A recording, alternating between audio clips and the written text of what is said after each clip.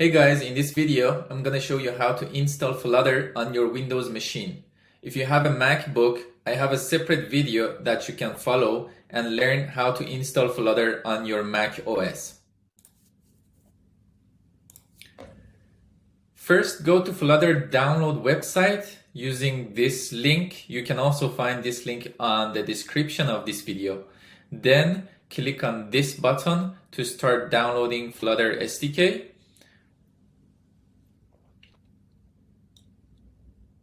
After your download is finished, extract the zip file.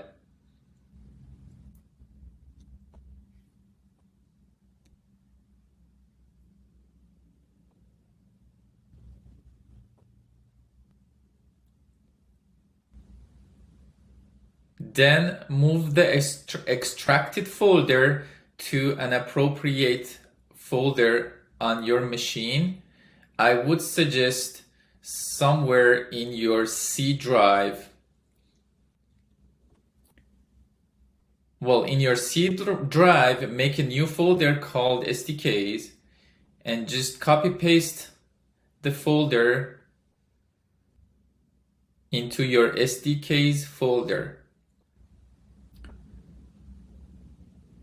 And now open the folder, go to bin folder and copy this path. We're gonna need it in a minute.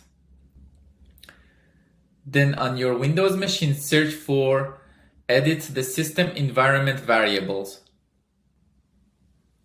And in here, click on environment variables and then make sure the path is clicked and then click on edit button. Looks like I already have Flutter. I remove it, click on new and paste the path. Click on OK, OK, OK. That's it, guys.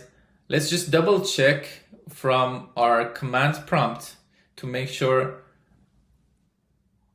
Use this command, where Flutter. That's it.